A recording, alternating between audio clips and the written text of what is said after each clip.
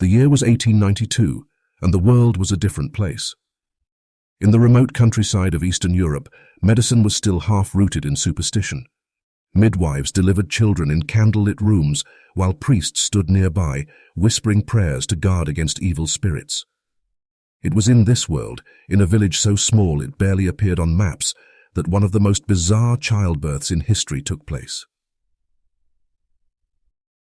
The woman at the center of the story was Anna Kay, a 23-year-old farmer's wife. She lived in a wooden cottage with her husband, a laborer who worked the fields from dawn to dusk. Their lives were simple, defined by the cycle of planting and harvest, church on Sundays, and endless gossip in a community where nothing stayed secret for long. Anna had been married for 3 years, and when the time finally came for her to deliver her first child, the whole village seemed to know. On the cold night of November the 7th, 1892, Anna went into labor. Her cries echoed across the frozen fields, and the local midwife was rushed to her side. Inside the small, dimly lit cottage, candles flickered against rough-hewn walls as the women worked. Hours of screaming, sweat, and prayer finally brought the moment everyone had been waiting for. Anna gave birth to a healthy baby boy. The midwife wrapped him in linen and declared both mother and child safe. Exhausted but relieved, Anna lay back on the straw mattress.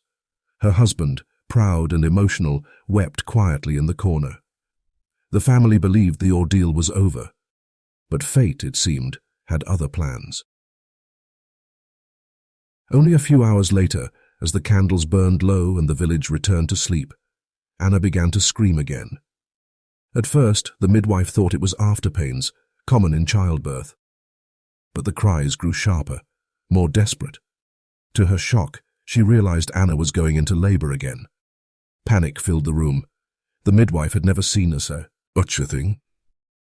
Twins, yes, but hours apart. That was unheard of. The women hurried to boil more water, to prepare clean cloths, to whisper prayers. Outside, neighbors gathered at the window, their breath frosting the glass as they watched shadows move inside. And then it happened. After another grueling effort, Anna gave birth to a second child, another boy. But this was no ordinary twin, and everyone in that room knew it instantly. The baby's complexion, the shape of his face, even the color of his hair was strikingly different from the first. The whispers began immediately. The midwife crossed herself, muttering that such things were not natural. The husband stood frozen, his eyes locked on the infant that clearly bore no resemblance to him. And Anna, drenched in sweat and tears, clutched both children to her chest, insisting they were hers, and hers alone. It was the beginning of a scandal that would haunt the village for decades, and a medical mystery that, at the time, no one could explain. The silence that followed the second birth was heavier than the cries of labor. For a brief moment no one dared to speak. The midwife, hands trembling, wiped the child clean and held him up to the dim candlelight. What she saw confirmed what everyone else was already whispering in their minds. This second baby was not like the first. The firstborn boy, delivered hours earlier, had pale skin, fair hair, and soft features that mirrored his father's. The second boy, however, had darker skin, sharper eyes, and thick strands of black hair plastered to his small head. The contrast was undeniable, almost as if two entirely different bloodlines had manifested within the same night. The midwife quickly wrapped the child, muttering under her breath, her lips moving in prayers against evil. The husband stepped forward, his face drained of color. He looked from one baby to the other, then to his exhausted wife lying pale on the straw mattress.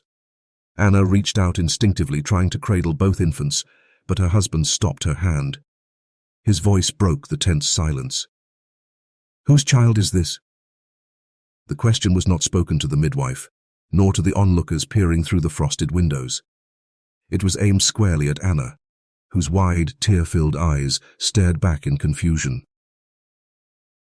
"I don't know what you mean," she whispered hoarsely, clutching her chest. "They are both mine." But in that tiny cottage, the word mine did little to silence the storm of suspicion. Within minutes, gossip spread from the doorway to the street, and from the street to the rest of the village. Neighbors who had rushed to offer help now carried home a far more interesting story, that Anna had birthed not one son but two, and they were not of the same father. By dawn, the entire village buzzed with whispers of betrayal, witchcraft, and curses. For Anna's husband, the humiliation was immediate. In a society where honor was currency and reputation could make or break a man, the mere suggestion of infidelity cut deeper than any wound. He refused to hold the second child, turning away as if the infant carried disease. The firstborn was his, he claimed, but the second? That one was a stranger in his house. The midwife, pressured by neighbors and elders, was called to give her account before the church. She swore that the babies had not been born together, but hours apart, something unnatural and sinister. In her decades of service, she had never witnessed such a birth. To her, the difference in the boys' appearances could not be explained by chance. The village priest soon arrived, holy book in hand, to bless the household and ward off whatever evil had taken root. But his words only fueled more fear. 2 fathers for 2 sons, he said gravely, is not the work of God. It is the mark of temptation. Anna, weak and trembling, clung to her children as the room filled with judgmental eyes. Her husband paced the floor, torn between shame and rage, and the 2 infants, bound together by one mother but divided by blood, cried into the night, their wails echoing like an omen. The scandal had only just begun. In the weeks that followed the bizarre birth, the house of Anna and her husband became a prison of silence.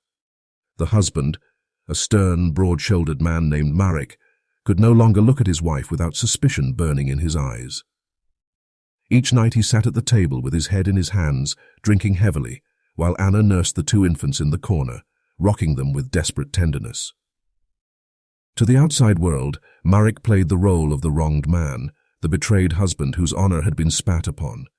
In the small village, such shame was nearly unbearable. Men whispered behind his back, some with pity, others with cruel laughter. 2 sons in one night, they muttered at the tavern, but only one carries his blood. Every rumor cut into him like a blade, and soon anger replaced the humiliation. Marek began questioning Anna endlessly. "Tell me the truth," he would hiss in the dark. "Who was it? Which man's child lies in that cradle beside mine?" Anna, her face hollow with exhaustion, would answer the same each time. "They are both mine. I swear to you, Marek. I never betrayed you." But her words, repeated night after night, fell on deaf ears. The very sight of the second child enraged him. He refused to hold the boy, refused to give him a name.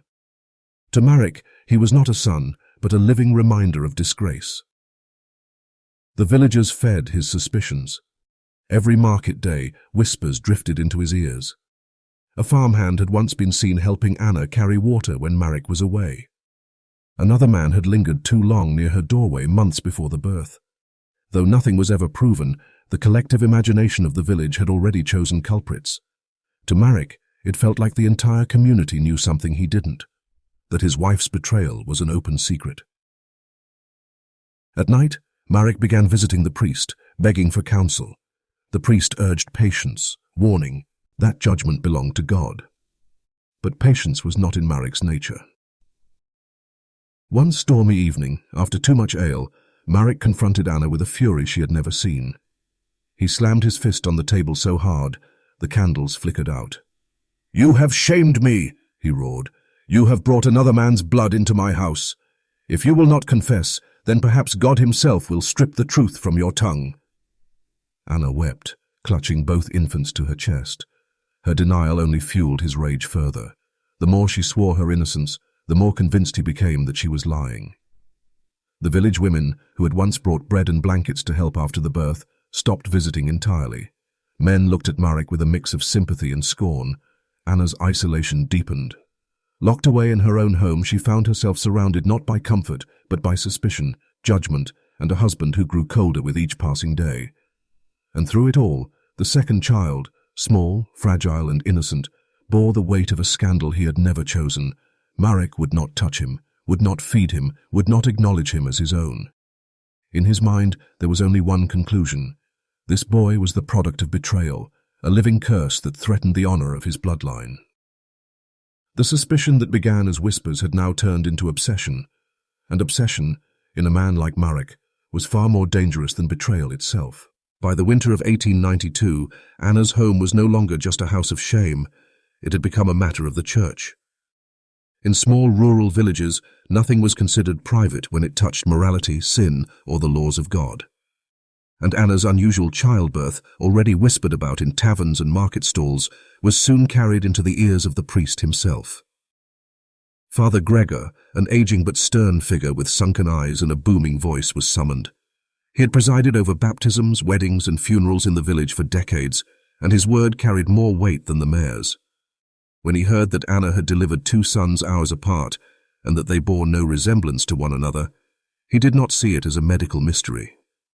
To him, it was a sign of moral decay, a symptom of temptation, or worse, the devil's hand at work. The first step, he insisted, was baptism. Both children must be cleansed in holy water to ensure no evil spirit had touched them. But Marek resisted. "One child is mine," he said through clenched teeth. "The other is not." Father Gregor grew stern. "Both were born of the same mother. Both must be baptized. To refuse one is to invite sin upon the entire household." Reluctantly, Marek agreed. But when the day of baptism came, the event was unlike any the village had seen before. Families crowded into the small stone church, not to celebrate, but to witness a spectacle. Mothers clutched their children close as the priest poured holy water over the heads of both infants. Whispers spread through the pews like wildfire. One child squirmed and cried softly, while the other wailed violently, his tiny fists clenched as if resisting the ritual. Some villagers claimed the second baby's cries were unnatural, almost shrill enough to crack the stained glass windows. Others swore they saw the holy water roll off his skin like oil, as though it could not touch him. Whether truth or rumor, the impression lingered. By the end of the ceremony, the village was convinced. One boy was a blessing, the other a curse. Anna, exhausted and humiliated, was summoned before the priest days later. Father Gregor interrogated her in the rectory, demanding to know the truth. Had she lain with another man during her marriage? Had temptation overtaken her? Anna swore upon the Virgin Mary that she had never been unfaithful. Tears streamed down her face as she repeated the same words over and over. "I don't know why they look different. They are both mine." But her pleas fell on deaf ears. The priest left the session unconvinced. To him, there were only 2 possibilities. Anna was lying to protect her sin, or she was the vessel of something unnatural, something beyond the church's comprehension. From that moment on, the church's shadow loomed over the family. Sermons grew sharper, warning of temptation and betrayal. Neighbors avoided Anna in the street, muttering prayers under their breath as she passed. Even children were told not to play near her home. What had begun as gossip had now become doctrine. The church had declared Anna's second child a mark of shame, a living reminder that sin could take flesh. And for a woman already broken by suspicion, this judgment was more than she could bear. By the spring of 1893, the whispers surrounding Anna's household had spread far beyond the village.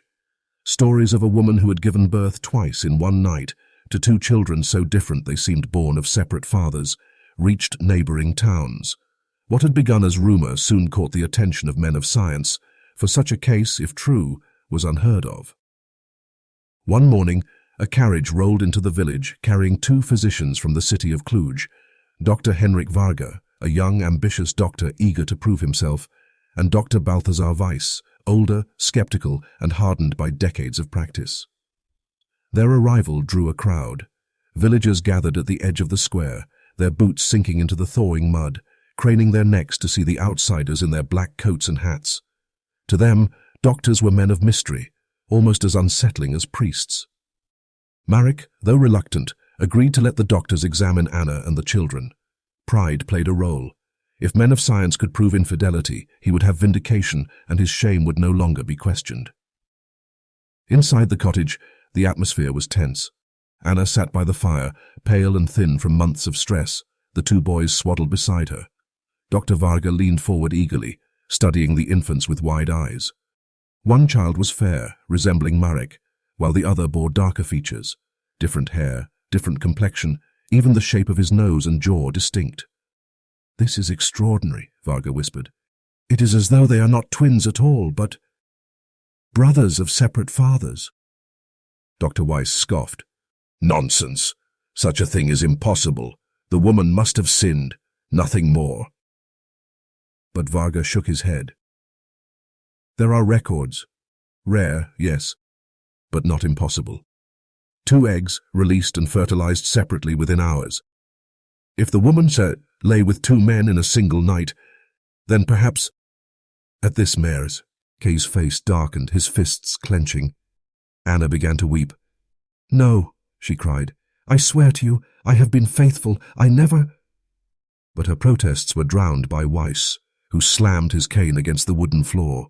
Faithful or not, there is only one explanation a man will accept.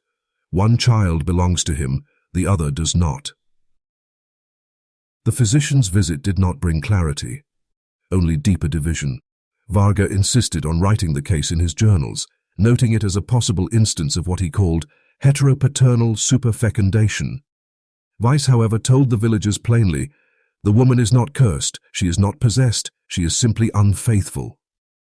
The villagers believed Weiss.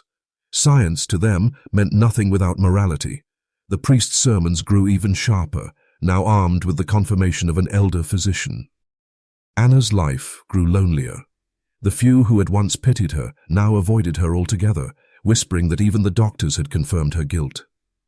Marek, no longer able to bear the sight of the second child, began spending his nights at the tavern, returning home only to remind Anna of her disgrace. For Anna, the cruelest truth was this. The doctors had come to explain her suffering, but their visit had only deepened it. Where superstition once accused her of witchcraft, science now branded her a sinner. And between these 2 verdicts, divine punishment or human betrayal, Anna stood helpless, clutching her 2 children while the walls of her world closed in. By summer of 1893, the story of Anna's children had grown into something far larger than her family could contain. What began as whispers of infidelity soon hardened into accusations, and accusations demanded names. The village, always hungry for scandal, began to speculate about the identity of the second father. The gossip did not take long to find its targets. 2 men in particular were whispered about with persistence. The first was Istvan, a young farmhand who worked the fields neighboring Marek's. Strong, broad-shouldered, and often seen helping Anna carry water or wood when Marek was away, Istvan had long been the subject of village talk. Too eager to help, some muttered, too friendly. His dark hair and olive complexion bore a resemblance to Anna's second child that was impossible to ignore. The second man was Janos, the miller's son, a restless, wandering soul known for his charm and careless flirtations. He had been seen lingering near Anna's gate months before her pregnancy, leaning against the fence, smiling in that way only Janos could. When villagers compared the second baby's features to Janos's sharp nose and dark eyes, the rumor became almost irresistible. Marek, already broken by suspicion, seized on these whispers like fuel for his fire. In the tavern, drunk and furious, he accused Istvan outright. That bastard boy is yours, he spat across the table one night, his voice thick with ale. Istvan denied it with trembling hands, swearing he had never touched Anna. But Marek's rage only deepened. Janos, meanwhile, played coy. Some nights he laughed off the gossip, other nights he hinted with a smirk that maybe the whispers weren't so false. His arrogance fed the flames, and by autumn half the village believed he was the boy's true father. For Anna, the rumors were unbearable. No matter how often she swore her innocence, her words carried no weight. Every glance from her neighbors seemed to accuse her. Every conversation in the marketplace fell silent when she walked by. Mothers pulled their children away from her path, as though her presence itself carried shame. Inside her home, the tension grew unbearable. Marek treated the second child, now 6 months old, with open hostility. He refused to call him by name, while proudly speaking of the firstborn as his heir. He insisted Anna feed them separately, refusing to allow his son to share anything with the other. The cruelty was deliberate, and it carved deep wounds into Anna's heart. The priest, too, was not blind to the rumors. From the pulpit he thundered against women who invite sin into their homes, and men who abandon their vows of honor. Though no names were spoken, the entire village knew exactly who he meant. Yet, beneath the judgment and fury, there remained a lingering unease, because no one could fully explain what had happened. Twins of different fathers were unheard of. To many, the mystery itself was proof of supernatural involvement. Perhaps God had allowed the second child to be born as punishment. Perhaps the devil had left his mark. In the end, whether one believed the scandal was born of sin or of something darker, the conclusion was the same. Anna had brought disgrace to her husband, and Marek would never forgive her. And so, in the eyes of her neighbors, Anna became both sinner and victim, saint and outcast, while her two children, innocent and helpless, carried the burden of a mystery they did not choose. By the winter of 1893, Anna was no longer the woman she once had been. The young bride who had once walked to market with her head held high now moved like a shadow, her eyes downcast, her steps hurried. Neighbors whispered that she looked haunted, as though something inside her had been broken beyond repair. Her decline was slow, almost imperceptible at first. She ate less, slept rarely, and spoke only when spoken to. Days passed in silence, broken only by the cries of her infants. But even in that silence, her mind was loud. She could hear the whispers of the village, the priest's warnings, Marek's accusations, and worse still, her own doubts. Some nights she sat before the fire, cradling both children, staring at their faces for hours. One boy, pale, fair-haired, soft-featured, was her husband's mirror. The other, darker-skinned, sharp-eyed, restless even in sleep, bore no resemblance to Marek. Though she swore to herself she had never strayed, a terrible question gnawed at her soul. How could this be? Her husband's cruelty deepened the wound. Marek no longer addressed her with tenderness. His voice was cold, clipped, filled with bitterness. To him, Anna was a traitor who refused to confess, and every day she denied him the truth. His resentment grew sharper. He began locking himself away in the tavern, leaving Anna to tend the farm and the children alone. When he was home, he favored the first child openly, lifting him into the air, calling him by name, boasting of his strength. The second boy he ignored, as if the child did not exist. This rejection wounded Anna more than anything else. She began clinging to the rejected child with a fierce, almost desperate love. "You are mine," she whispered to him each night. "They may not claim you, but I will. You are mine." Villagers later recalled hearing her through the thin cottage walls, rocking in her chair mid-times, uttering those words over and over like a prayer or a curse. Her appearance grew disheveled. Her once neat hair hung loose and tangled. Her dresses grew threadbare, stained with milk and ash. Neighbors who saw her described her eyes as wide and hollow, as if she were drifting between worlds. By spring of 1894, Anna had become a figure of fear as much as pity. Children were told not to look at her for too long, lest they be cursed. Women crossed themselves when she passed. Some swore they saw her wandering the fields at night with both babies in her arms, humming a low, eerie tune that carried across the empty land like a lament.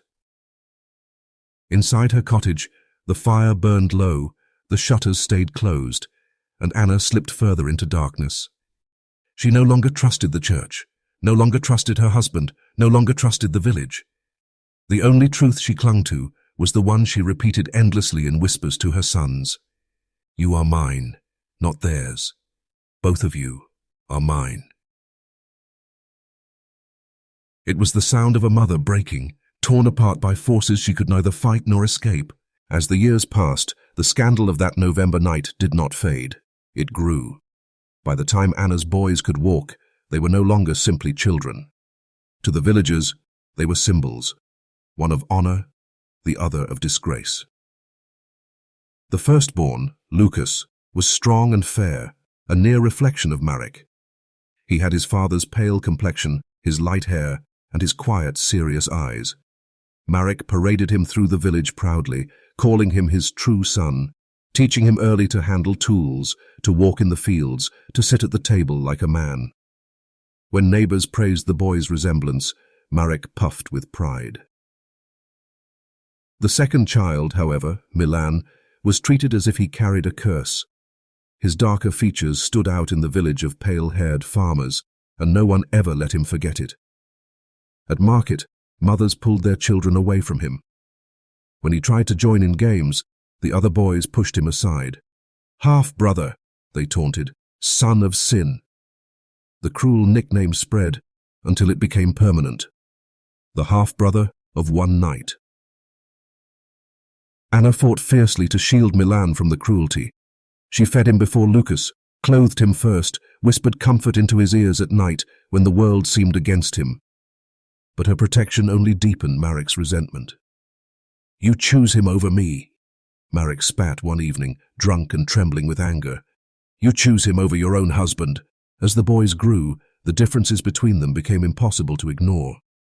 Lucas was quiet, obedient, and dutiful, traits the villagers admired. Milan, by contrast, grew restless, stubborn, and fiery. Some said it was because he was born under suspicion. Others whispered it was because sin was in his blood. Whatever the reason, Milan learned to fight back when taunted, his fists small but sharp. By the age of 6, the brothers' rivalry had already formed.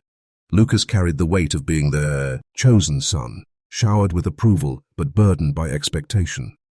Milan bore the opposite: rejection, ridicule, and a mother's desperate love. The two were bound together by the same mother, the same night of birth, yet separated by the villagers' judgment, their father's scorn, and a mystery no one could resolve. The villagers watched the boys with fascination, as though their lives were a living parable. When Lucas excelled at tasks, they declared it proof of Marek's bloodline. When Milan misbehaved, they nodded knowingly, saying, "What else could be expected of a bastard?" Anna's health, already fragile, worsened as she tried to keep peace between her sons and shield Milan from the cruelty of the world. She told him stories of angels who protected the innocent, whispering that one day he would prove everyone wrong. But even as she clung to hope, the village held firm to its judgment. One boy was rightful, the other was not. And so, the fate of the children was sealed before they were even old enough to understand it. Lucas would walk in the light of his father's name. Milan would live in the shadow of suspicion, carrying forever the curse of being the child born from another man. Their lives, though intertwined, were destined to diverge. And with each passing year, the mystery of their origin, two brothers, born on the same night to one mother but to two fathers, became less a curiosity of nature and more a legend of shame. By the turn of the century, the village of Dobrin was changing. The railway line stretched closer, strangers passed through with greater frequency, and the world outside the Carpathians grew louder. With time, the story of Anna and her two sons slipped from whispered gossip into the realm of uncomfortable silence. The midwife, who had once spoken of the strange night in 1892, grew older and quieter. When questioned by younger villagers, she shook her head and muttered, "Best not to stir it." The priest who had baptized both boys left his parish in disgrace years later, and his records were lost in a fire. The old men at the tavern, who once chuckled about Anna's two fathers in one night, died off, leaving only second-hand tales told without certainty. It seemed as if the story itself wanted to vanish. But not all traces disappeared. In the archives of a small medical university in Bucharest, a forgotten folder contained letters written by a provincial doctor. In one, he described a remarkable phenomenon of superfecundation observed in a peasant woman of Dobrin, two infants, one strongly resembling the husband, the other bearing no likeness, yet born mere hours apart. The doctor wrote with clinical detachment, but even his words carried an undertone of astonishment, perhaps even fear. The letter was never published, but it was filed away, stamped and shelved, waiting to be stumbled upon by curious eyes decades later. Meanwhile, in the village itself, the story survived in another form: whispers, half-believed warnings, and fireside mutterings. Mothers told their daughters, "Do not stray too far, lest you become like Anna." Children, when angry, spat insults at each other. "You'll end up with two fathers like the cursed brothers." The myth lingered, not as history, but as folklore. For Lucas and Milan, this erasure of truth came at a cost. As young men, they found themselves pulled into roles they had not chosen.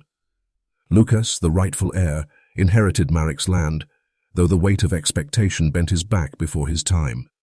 Milan, restless and bitter, left Dobrin altogether, seeking a life beyond the shadow of his birth. Some said he became a soldier, others that he vanished into the factories of Budapest. His name stopped appearing in church records, as if the earth had swallowed him whole. Anna's grave, small and unmarked, lay at the edge of the cemetery. Few visited it, even fewer spoke her name aloud. She became a cautionary figure, a ghostly presence in the village's collective memory, not celebrated, not pitied, but quietly erased. And yet the case was never truly forgotten. Somewhere in the murky overlap between medicine and folklore, the story survived. Doctors decades later would reference an unusual birth in a Carpathian village when teaching about rare genetic and reproductive anomalies. Historians, sifting through rural gossip, would come across mentions of the cursed woman of Dobrin. And in the minds of villagers, the legend remained alive, half believed, half denied. Thus, the scandal of 1892 became something stranger than fact or fiction. It became a myth that could not be entirely silenced, lingering in fragments, a burned record, a fading journal entry, a whispered curse, a nameless grave. History had tried to bury Anna's story, but legends, once born, are harder to kill than truth. More than a century has passed since Anna of Dobrin gave birth to her two sons on that November night in 1892. The world has changed beyond recognition. Wars have redrawn borders, villages have been swallowed by cities, and science has advanced into realms Anna could never have imagined. And yet, her story remains. Today, it exists less as a medical curiosity and more as a legend that refuses to die. In Dobrin, now a quieter village tucked into the folds of modern Romania, elders still recall the tale. They tell it by firelight or at gatherings, lowering their voices as though the woman's ghost might still be listening. Some call her Anna the Twice Mother. Others simply say, the Cursed One. Children are warned not to wander too far, for strange men may bring strange children. Young women are cautioned against secrecy, their mothers invoking Anna's fate as proof that shame cannot be hidden. In this way, her story survives not as sympathy, but as a warning, a parable twisted to fit the fears of each generation. Outside the village, the tale has taken on a different shape. In obscure medical journals, Anna's case is sometimes cited as one of the earliest anecdotal examples of heteropaternal superfecundation, the rare phenomenon in which a woman conceives twins from two different fathers in a single cycle. Geneticists now understand how such a thing is possible, but even with science's cold explanation, the case of Anna is remembered as far stranger than biology alone. In the age of the internet, the story has begun to spread in darker forms. Paranormal forums, folklore blogs, and late-night podcasts have all picked up the thread. On Reddit, users debate whether Anna's story is truth, myth, or some mixture of both. Conspiracy sites claim the village conspired to cover it up, that one of the children carried non-human blood, while skeptics dismiss it as nothing. And more than peasant gossip warped over time. But even in these digital retellings, the same details return. Two babies, one night, one mother, two fathers. For some, the story inspires fear. For others, fascination. A handful of fringe groups even reinterpret it as mystical, a sign of ancient fertility powers, a doorway into pagan rites, proof of the old ways that science has not fully erased. And perhaps that is why Anna's story still resonates today. It sits uneasily at the crossroads of medicine, morality, and myth. On one hand, it is a rare but explainable biological event. On the other, it is a tragedy of shame, suspicion, and cruelty. The tale of a woman who carried the unbearable weight of scandal while her children bore its scars. Anna's grave remains unmarked, but in the village of Dobrin, flowers sometimes appear upon it in spring. No one admits to placing them there. Some say it is the descendants of her sons. Others whisper that it is the villagers themselves, silently acknowledging a wrong too deep to speak aloud. And so, more than 130 years later, Anna's story has not vanished. It lingers like smoke in the rafters of time, a reminder that even the most forgotten of lives can echo across generations.